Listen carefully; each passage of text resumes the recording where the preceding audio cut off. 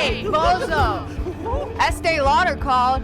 They got a few suggestions about this whole look you're going for. That's going to be a line that defines a generation, just you watch. Seasonal Anime Spotlight of Fall 2024. First, let's talk about the remake of Ramna 1/2. With two of her new manga getting new anime this past couple of years, it was only inevitable that Rumiko Takahashi's other popular manga, Ramna 1/2, would get a remake of their own. Which is great, because Ramna 1/2 is my favorite of Rumiko's amazing catalog of manga. One of the reasons is the main premise of the anime. Ramna is a boy expected to get married to a girl named Akame by their fathers. The big problem is that both Ramna and his father fell into cursed bodies of water that changes them when put in cold water and then back when in hot water. For the father, it's a panda, and for Ramna, it's a girl. And without meaning to, Rumiko Takahashi created a story with a slight commentary on gender expression and identity, or at least as well as the 1980s views on it. I literally can't explain enough how important Ramna 1/2 is to transgender, gender fluid, and non-binary folk. It just scratched that specific itch that we all had when we watched or read it for the first time when we were younger and unsure of ourselves. I can account to others I've talked to who, when they were younger, would turn on the cold water in the shower, just hoping that a little bit of the Chinese cursed springs would come on through. Myself included. As for the queerness of the anime itself, the show makes it clear that the story still takes place in the 80s, probably because having cell phones would solve all of the characters' misunderstandings and miscommunication problems. But it also tells us that the themes of gender identity, expression, and sexuality that was subtly present in the original manga won't be updated for a modern audience. Rumiko Takahashi stated once that she never intended for the manga to have a commentary on gender roles and sexuality, but she's such a genius that it happened accidentally, honestly. Because the subtext is still present. Kuno is in love with Ramna's girl form, despite him being a guy, though Kuno is too much of an idiot to realize that. Akane can still get embarrassed around Ramna, even when he's in his girl form, and despite Ramna always stating that he's a guy and wants to undo this curse that he has on him, there's something to be said that at least in this anime adaptation, Ramna is more expressive and confident when he's in his girl form. I'm just saying. The rest of the anime adaptation continues on this same course, so it'll probably be a true adaptation of the original manga. And if that's the case, we won't see any updated characters and storylines having to do with the story's underlining themes of gender identity and sexuality. But honestly, that's okay. Ramna 1/2 is an anime with extremely likable characters that are all so stupid, and I love them all so much. And besides, Ramna's gender transformation shenanigans definitely laid the groundwork for other anime to follow, showing again just how much of a genius Rumiko Takahashi is. Even if accidental. Even though none of the characters are really queer, at least right now, I did want to briefly talk about how I intended an all-guys mixer. An anime where 3 guys end up getting close to 3 women who cross-dress for work. And while the English translation calls it a drag king bar, it'd be more accurate to call it a cross-dressing host bar. But as far as I can tell, none of the 3 girls cross-dress as guys as a preference, or that they prefer doing it instead of dressing as girls, but only because it's more convenient for them whenever they have to work after college classes. And this causes our 3 guys to go through a lot of bi panic. They can't deny that the girls look good even when dressing up as guys. And god, if this isn't the best example of straight yaoi I've ever seen. Tokiwa seems to be attracted to Suo no matter how she's dressed. Hagi questions his sexuality the most when hanging out with Kohaku, and Asagi has no thoughts going on in his precious head, but likes spending time with Fuji. So though I doubt anything explicitly queer will come from these characters and pairings, I'll still watch the show to see if anything does end up happening. God knows that the 2 background girls from the university think that Tokiwa and Suo are, at least. And lastly for the new season is Koji Sugimoto from Magical Lumine, Magical Girls Inc. In a world where monsters named Kai show up very frequently, Magical Girls is now an occupation that one can take. And such, there are lots of corporations that employ the magical girls to the people who need them. Our main character, Kana, starts to work at a small startup company as a magical girl. And can I just say that I love how the anime portrays Kana's first transformation into a magical girl and how awesome it is. One of my favorite sequences of this year, to be honest. The boss of this small company is Koji, a man who dresses up as a magical girl at work. And I personally think he pulls it off well with his long hair and frilly dresses. While we do get the annoying cliche of Kana being startled and a little weirded out by seeing Koji dressed up like this, the other workers at the company don't treat their boss any differently. Plus, Kana gets over it quickly. Koji is very into magical girls, making sure to catch every new episode of a magical girl anime before going to work, keeping his outfit at work up to date, and crying how beautiful a magical girl transformation can be. Koji also cares that his magical girls operate within the aesthetic of one. Whether that's how they're dressed, how they use their magic, and making sure that them defeating Kai doesn't cause property damage or create harm to others, which is shown to be in opposition to a bigger corporation that employs magical girls, headed by someone that used to work with Koji. hinting that the two companies will come to a head at some point. I'm definitely interested in learning more about the past of these two. Regardless though, this is a great anime about magical girls working a 9 to 5, working for a pretty great cross-dressing boss. And now to talk about the queer characters of the previous summer season, and there is definitely a lot to talk about this time. Let's begin with checking back in with our film club boys in Twilight Out of Focus. As a refresher, the first 4 episodes of the anime focused on the couple of Mao and Hisashi, roommates who ended up falling in love. And 4 episodes seems pretty quick for a full confession sex scene, but that's because Twilight Out of Focus focuses on 2 other couples in the film club. Episodes 5, 6, and 7 focus on Jin and Ichikawa. Ichikawa we've met before, the super serious head of the second-year film club, who shot the BL film. Jin, meanwhile, is the president of the film club and head of the third-year group. The two of them do not get along all that well, with their personalities and ideas on film always clashing with each other, especially since Ichikawa takes film more seriously than Jin, but can't ever seem to beat his films. And they do the accidental kiss. I'm fucking crying.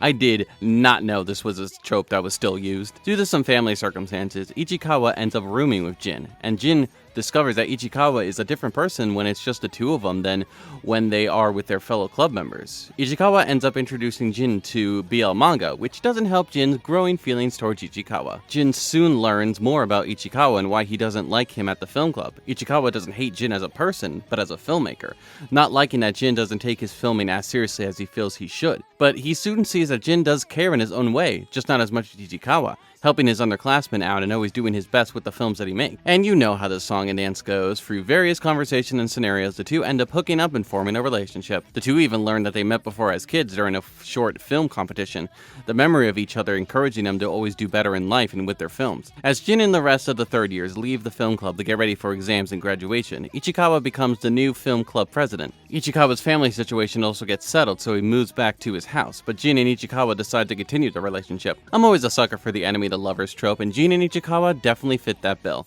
It was nice that we got to know Ichikawa beforehand during the Mao and Hisashi episodes, and it was nice to see how different he is in private and how this helps to form a relationship with Jin. The characters are good, the love scenes are good, and there's great communication between the two of them. Good queer stuff all around. Episodes 8, 9, and 10 focus around Rei and Shion. We met Rei before in the Jin and Ichikawa episodes. A close friend to Jin who is a quiet guy, always busy on his film work and isn't that social. Shion is a very feminine first-year boy, wanting a boyfriend all the way back in middle school, as he discusses with his girlfriends. He is so determined to get a boyfriend in high school that he ends up joining different clubs because he thinks that the guys asking him to join are in love with him. But when he learns that they just want him for his surprising athletic skills, he ends up leaving right away. It's a pretty funny sequence. Shion is someone who sees love through the shoujo manga that he reads, which can be a bit different than how relationships work in real life.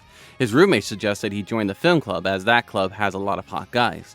When joining the club, Shion straight up states that his main goal is to get a boyfriend, bringing him into conflict with Rei, who doesn't like that he isn't joining the club for serious reasons. Shion ends up being an outcast at the club, where though it's not explicitly stated, it's most likely because he's so outwardly gay and feminine. Rei and Shion find themselves in a classic shoujo setting, and while Shion is just joking around, Rei ends up kissing him and saying, "Sure, let's go out." While Shion is skeptical at first, he takes Rei's glasses off and realizes that he's actually pretty hot, so hell yeah, he finally found a boyfriend. However, Rei is Rei and does not really communicate or spend any time with Shion. The rest of the third years learn about this and comfort Shion, saying that this happens with Rei all the time, always breaking Boy's heart with how distant and uncaring he can be, basically saying that he should give up on Rei before he gets his own heart broken. But Shion finally got a boyfriend, so he swears that he will turn Rei into a proper one. Rei does end up putting the work in, spending more time with Shion, and the two end up having good chemistry together. And the two end up influencing each other for the better. Shion works harder at the film club, causing the other members to not be so standoffish, and Rei breaks out of his shell more and becomes a more outward person. And you know how this whole song and dance goes. Through various conversations and scenarios, the two end up hooking up and solidifying their relationship. The two end up working pretty well together. Shion is the cute, outgoing pretty boy, and Rei is the older, antisocial shut-in. Together, they bring out the best of each other, and I think that's great. The characters are good, the love scenes are good, and there's great communication between the two of them. Good queer stuff all around. Though me, personally, I ship Shion with his roommates, mostly for the aesthetic reasons. Pink and black just go well together in my eyes. With the 3 relationships formed and solidified, the last 2 episodes turn back time to when the second year's BL film went viral and they got asked to film scenes of Hisashi for a music video, something that was happening in the background during the Rei and Shion episodes. These last 2 episodes focusing on Mao and Hisashi again, the main conflict being that Mao feels like he's not doing enough for their relationship. Hishashi is always the one who is more flirtatious and initiates the sex, with Mao wishing that he could be more aggressive. But Hishashi manages to convince Mao that he is enough for him no matter what he does. This is shown the most when the two are asked by Ichikawa and the twins if the two are in a relationship. Mao is hesitant to tell them as he knows that Hishashi wants to keep his sexuality a secret, especially given his past with his stepsister and teacher. But Mao makes Hishashi comfortable and happy enough that he is now ready to come out to other people, and Ichikawa and the twins are a great place to start. Finally, as the second years manage to finish shooting the scenes for the music video, the two decide to live together after they graduate next year, and the relationship grows even stronger. Though a little repetitive at times, Twilight Out of Focus was a solid BL film with 3 great relationships that we got to see develop and form. The character designs and personalities are good, and I love seeing them cross over in each other's stories. All the relationships are consensual, and the love scenes are animated well and respectfully. This queer anime is an easy recommendation for me. Next up was a favorite of mine from the past season, so let's check back in again with my beautiful children, Makoto, Ryuji, and Saki from Senpai is an Otokonoko. Previously on, Saki, seeing Ryuji's feelings for Makoto and being conflicted about her own feelings for them, decides to distance herself from Makoto. And Ryuji, my poor gay son, is trying to decide whether or not to confess his feelings to Makoto, worried that it might destroy their friendship. Makoto, meanwhile, has a conversation with their dad, him asking them whether or not Makoto has decided if they want to live life as a man or a woman. Makoto can't seem to decide, but after a short talk with Saki, much like with them trying to figure out what to do with their time in the basketball club, it's not something that Makoto has to decide right away. It's also something that they don't have to pick one or the other with. At the cultural festival, Ryuji does a cross-dressing cafe, and the girls are excited to dress the boys up as the boys try to laugh off the awkwardness, which is such hypocrisy. Makoto was kept at a distance for wanting to dress as a girl, but since this maid cafe is a one-time thing, it's a lot of fun. Something to think about, though Makoto does end up helping Ryuji's class at the maid cafe, bringing in a huge crowd. Afterwards, Ryuji drops his wallet, and when Makoto picks it up, they see the picture that Ryuji had of them, this finally putting 2 and 2 in Makoto's poor innocent brain. Thankfully, Ryuji doesn't keep his feelings to himself for much longer, shortly after confessing his feelings for Makoto, who doesn't know how to respond to him at first, but decides to accept Ryuji's feelings and the two start to go out. And while the two of them have fun together like they always do, Ryuji can sense something different from Makoto, as if they are just going out with Ryuji in order to not hurt his feelings, and so the two of them can still be together. This especially being true to Ryuji when, in a sleep daze, he pulls Makoto closer to him. They pull away, in which Ryuji believes to be in disgust. As Ryuji and Makoto went to different middle schools, Ryuji tried to be a normal boy and not stand out, unlike some of his classmates who stand out by wearing earrings. However, the two of them end up going to the same high school, with Ryuji being the only one to know of Makoto beforehand, the rest of the student body believing Makoto to be a girl. Ryuji still tried to keep his distance, but when Makoto is outed and separated from the rest of their classmates, Ryuji decides to be with Makoto again, in order to save them, like Makoto did for him when they were younger. This being symbolized as Ryuji starts to wear earrings despite the teacher's protest. Back in the present, Saki, though happy for Makoto and Ryuji from a distance, seems to suffer from abandonment issues. As a young girl, she always wanted to be with her mother and father, but her father was always away from work and her mother got a divorce and decided to leave Saki behind, leaving her alone with her grandmother. And in present time, Saki is facing separation again. She separated herself from Makoto and Ryuji. Her father visits and promises to stay but quickly leaves for work. Her grandmother is in a hospital for a short time, and Saki believes she sees her mother. She can't help but break down. While on the way to spend Christmas Eve with Ryuji, Makoto comes across an injured and crying Saki and helps to comfort her, wanting to help her like Saki helped them at the beginning of the school year. As it seems that Makoto might actually have feelings for her. Ryuji, having gone looking for Makoto, sees the two of them but doesn't say anything. And while Makoto and Ryuji have a nice Christmas date together, the two of them decide to go visit Saki and spend time with her. Saki happy that her two senpai care so much about her. And I don't know if it's just me or something, but this scene really made me want this love triangle to end up in a poly relationship. It 100% won't happen, but it's nice to dream. Doubting himself and his feelings, Ryuji decides to break things off with Makoto. Their friendship seems to be permanently damaged from this breakup, but Saki tricks the two of them to spend time together again. In a very nice Ferris wheel scene, Makoto and Ryuji are able to repair their friendship, the two of them not wanting to be apart from each other again. Saki, meanwhile, has reunited with her mother wanting to spend time with her daughter again, wanting forgiveness for abandoning her. While Saki's grandmother is hesitant in all of this, not wanting Saki to get her heart broken again, she ends up giving her blessing in order for Saki to be happy with her mother. As the anime goes on, a girl in Makoto's class named Ai continues to try to approach them, but is unable to for one reason or another. Makoto's friends work together to get the two of them to talk again. They all hang out during free time in the grade's field trip to Kyoto and manage to get Makoto and Ai alone to talk. Turns out that when Makoto was identifying as a girl to the school, the two of them were close friends. But when Ai overheard a boy confessing his feelings to Makoto, Makoto didn't accept his feelings, causing the guy to get violent. He realizes that Makoto is a boy, this being the incident that outs Makoto to the entire school and starting their seclusion. Ai felt bad about leaving Makoto behind as well and wants the two of them to be friends again. Makoto tearfully and happily wanting this as well, even helping Ai and Jun get together in a very funny couple of scenes. Before the field trip, Makoto had told Ryuji and Saiki that they want to tell their mother about their true self, repairing their friendship with Ai only solidifying Makoto's need to present themselves as their true self to everyone. And having returned from Kyoto, Makoto tells their mother that the pink handkerchief that she found in their room is actually theirs and not Saiki's. Makoto, you are very brave for telling your mother about your true self, but you probably should have had your father in the room when you told her this because Mama has a panic attack. Makoto's dad saying that none of this is their fault and gives them the address for their grandfather. And when Makoto arrives and meets him, all starts to become clear. Though, honestly, Dad, you probably should have told Makoto about their grandfather much earlier than this. Through flashback, we learned that Makoto's mother was obsessed with cute things and felt entitled to it. Disgusted by the men she would see in women's clothing and makeup, especially when she comes to discover that one of those men is her own father. Confronting him, her father can only say how jealous he is of her daughter, and so he copied her. She calls her father disgusting, the manga showing her physically throwing up, and after her mother dies, she cuts all ties to her father. This is why she gets freaked out around Makoto acting feminine and wanting cute things, in fear of them becoming just like her father. I remember when the grandfather was slowly foreshadowed, I was worried that there would be a specific reason for the mother's phobia, and not just someone raised in a cis heteronormative world finding anything different to be weird. But she felt disgusted by cross-dressing men even before learning about her father, showing it to be a more of her personal viewpoints than anything that her father did. Back in the present, Makoto has a relaxing time staying with their grandfather and his neighbor, getting to wear makeup and wear a cute outfit designed by their grandfather. Though their grandfather is sad and lonely with his daughter no longer speaking to him, he's ultimately happy getting to live as his true self.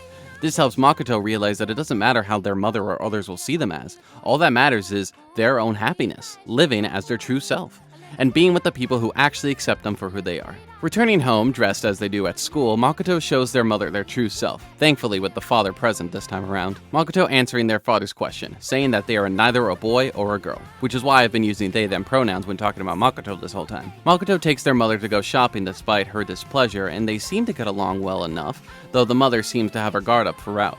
She does come to a revelation seeing grade school backpacks, remembering how she gave Makoto a black one when they wanted a pink one. Makoto's mother tells them that people always thought that they were a girl, but as soon as they wore a black backpack, no one made that mistake anymore. It's crazy how one's perception of another can change just because of something as simple as colors. Later that night, the father shows the mother videos and pictures that Ryuji sent them of Makoto during their trip to Kyoto, being happy and comfortable around their peers. This being what helps set the mother on the path of accepting their child's true self. Is it a bit quick of a resolution considering her rejection of her father and her frequent panic attacks? Probably, yeah, but I think the anime is saying that since Makoto is their kid, it's a bit different for her, perhaps not wanting to push them away like she did her father. And that's it for Senpais and Otoko no Ko, at least for now. Thankfully a movie was announced after the last episode aired that will helpfully finish adapting the rest of the original manga, because while Makoto has come to terms with their gender identity both internally and externally, there are still some character beats that the story needs to resolve. Ryuji and his gayness, Saki and her loneliness and how she views love and relationships, and Makoto's possible feelings towards Saiki. Hopefully the movie will be able to resolve all of this nicely. But to wrap this long section up, I love how much of a surprise Senpais and Otoko no Ko was for me. I love the way that it dealt with Makoto's gender identity and how they see themselves. I also enjoyed that as the anime went on, Makoto was able to get close to other classmates besides Ryuji and Saiki, like Jun, Kaide, and Ai, people who accept Makoto as their true self. There were a lot of story and character beats that I related to a lot with Makoto, so there were a lot of tearing up moments throughout, especially towards the end. And I loved Ryuji and Saiki just as much. All of them are my beautiful children, and I can't wait to see them again at the movies. Now let's return to the world of Sailor Moon Crystal one last time for the two-parter Cosmos movies, which covers the fifth and final arc of the original manga, talking about Haruka and Michiru, aka Sailor Uranus and Sailor Neptune, and Seiya, aka Sailor Starfighter. First off, I gotta say how crazy this past decade of watching Sailor Moon Crystal has been, especially given the animation quality. At the beginning going, it's the biggest piece of dog shit. To, hey, that's pretty good. And finally ending on, that's what I'm talking about! That's why he's the MVP! That's why he's the GOAT! The GOAT! holy shit, it's been a decade, I'm so old! But let's actually get to the queerness of the movies now. Despite having performed violin for people around the world and raising a kid, Michiru wants to return to high school and try to live life as a normal girl, dragging Haruko with her. The two of them, now going to the same high school as the rest of the inner senshi, minus Rei. Meanwhile, with Mamoru leaving the study over abroad for a year and Sailor Galaxia doing her thing, my shipping of Usagi and Seiya can truly begin once more. Something for those to note in case you don't know the original manga, in this version, the Sailor Starlights are just in disguise as boys, instead of being a full transformation like in the anime, making any Usagi and Seiya scenes have an extra bit of sapphicness attached to it. When the three lights transferred to their high school, I love how they one-up Haruka and Michiru in coolness and popularity with the girls, making both of them pretty upset. And like in the original manga, are very protective of Sailor Moon from them after the Sailor Starlights reveal themselves. But Seiya can't help but continue to help Usagi and have her remember what happened to Mamoru, because she reminds her of a special someone, even if she later knows that that love will never be requited. Seiya can't help but kiss Usagi when she's feeling sad. And I love that Usagi accepts that kiss. It's a nice moment. I'd be remiss to not, of course, mention the scene that launched 1,000 Rei and Minako shippers. While thinking of a way to get Ami and Mako back from Sailor Galaxia, they share this intimate moment together. Minako reminding Rei of the vow the inner senshi made to each other to always look out for each other and protect their princess. They do some investigation into the three lights, confronting them on the rooftop. Rei and Minako telling them how they are dedicated to protecting Usagi, saying that that's why they don't need men in their lives. Got a problem with that? This sapphic scene between Rei and Minako is so well done, and I'm glad that it was adapted into the movie despite their shorter runtime. God knows what the Rei and Minako shippers would have done if it was cut out. As we move to the second movie, it turns out that the outer senshi was taken out by Sailor Galaxia while they were at their planet's palaces to put up a barrier around their galaxy. Seiya and the Starlights are taken out as well while protecting their princess from Sailor P and Chi. Later on, Sailor Galaxia, 6 fake puppets of the inner and outer senshi, plus Tuxedo Mask, against Sailor Moon, Chibi Chibi, and the Sailor Quartet. But Sailor Moon gains the courage to defeat the fake so that she can save her real friends, chasing after Tuxedo Mask and confronting Sailor Galaxia and Chaos, the embodiment of all darkness in the universe and where all the previous main antagonists of each arc was reincarnated from, betraying Sailor Galaxia. With the help of Sailor Chibi, transforming into her true form of Sailor Cosmos, basically a future version of Sailor Moon, even older than Neo Queen Serenity, it's a long story, Sailor Moon is able to defeat Chaos and return everyone's Sailor Crystals, allowing them to gain physical form again. This including our queer characters of Haruka, Michiru, and Seiya. Though just like in the original manga, we don't get any send-off for Seiya and the other Starlight. They really do get the short end of the stick in this version of the arc. But Haruka and Michiru, along with the other Sailor Guardians, attend Usagi and Mamoru's wedding in the future. Shubi Usa soon to be born. And that's it for the Sailor Moon Crystal Project, starting all the way back in 2014, adapting Nakao Takeuchi's manga faithfully. While its first 2 seasons were rough with some terrible animation, the change in direction from season 3 onwards brought us some gorgeous animation. The movies for the 4th and 5th arc in their animation especially excelling in its character movements and expressions. I just wish that Toei Animation gave a little more care for this adaptation from the beginning. Its terrible looking first 2 arcs gave it a rough start, and making the 4th and 5th arcs into 2 movies each made an already quick-paced manga even faster. While I have my own issues with the original manga, Nakao Takeuchi's pacing and storytelling beats weren't always the best well-written and structured. Her character writing was always done exceptionally well, getting better and better as each arc went on. While I will always prefer the original 90s anime, this Brotherhood adaptation gave fans of the original manga a faithful version of its story and characters, even if it had some ugly CG transformations on the journey. And with these final 2 movies, that might be it for Sailor Moon animated projects. And despite my criticisms of the original manga and the Crystal adaptation, I'm gonna miss it. Nakao Takeuchi's message at the end of the movie making me dirty cry. Because any version of Sailor Moon is a version that I'm gonna love no matter what. But what to do now? Maybe I should check out that live-action show from 2003. And lastly is Makoto from Dead Demon Destruction, which is an anime that I can best describe as District 9 meets Old Maiden in Our Savage Seasons with a little dash of a deconstruction of Doraemon. But anyway, Makoto. As our main girls graduate from high school, we meet 2 new characters in their hometown, Futaba and Makoto. They both end up going to college in Tokyo, meeting each other on the plane ride there.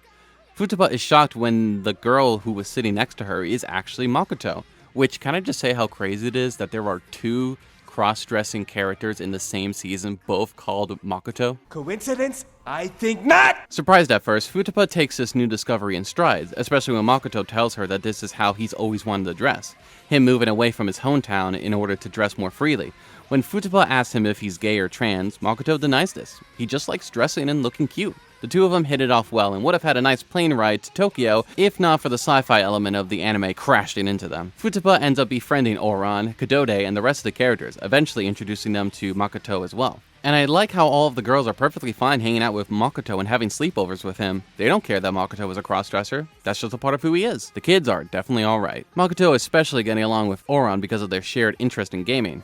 And I gotta say, I just love Makoto's design. Bright blonde wig, chippy cheeks, and 2 buck teeth. He's so cute, I love him! Makoto joins everyone in a trip to the beach away from Tokyo, where he's hesitant to join the girls in the ocean because he wouldn't be able to wear his wig while swimming.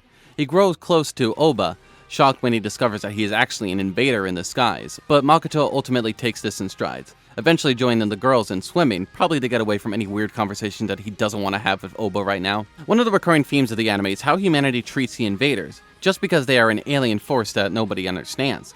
Oba, getting along with the humans that know that he's an invader, knows that it is possible for the two of them to find a solution to get along. But as Men in Black said, a person is smart. People are dumb, panicky, dangerous animals. The same can be said for how people would treat Makoto as a crossdresser, but the parallels of that can get a little icky comparing crossdressing to an alien species, so let's just move on. This is probably why Oba and Makoto get along so well. Enough that Oba trusts Makoto with the information on Oran and Kadode's past in the alternate timeline, where the two met an invader as kids and Kadode killed herself later because of the murders that she committed with the invader's tools.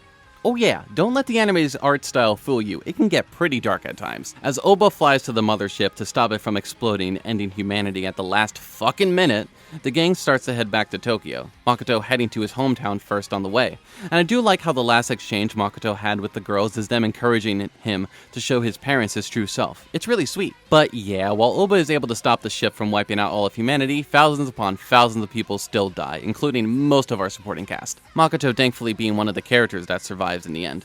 The resurrected father of Kadode eventually coming across Makoto in the future, who despite living in this war-bound world, still dresses the way he likes to. Taking Kadode's father to the same time machine that Oran used in the other timeline, getting to reunite with an alive Oba.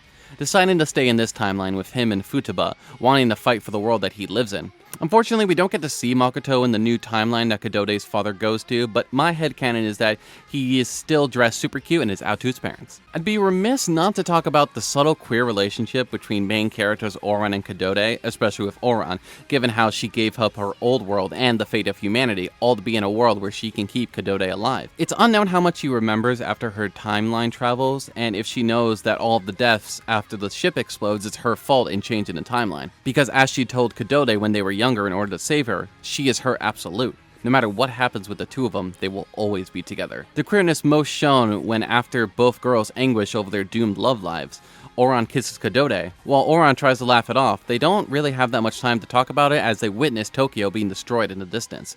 Kadode having said a little earlier that if Oran was responsible for the end of humanity, she would still stay by her side. In the future, Makoto is unsure if any of his friends besides Futaba are still alive, having not seen any of them since they departed before the explosion.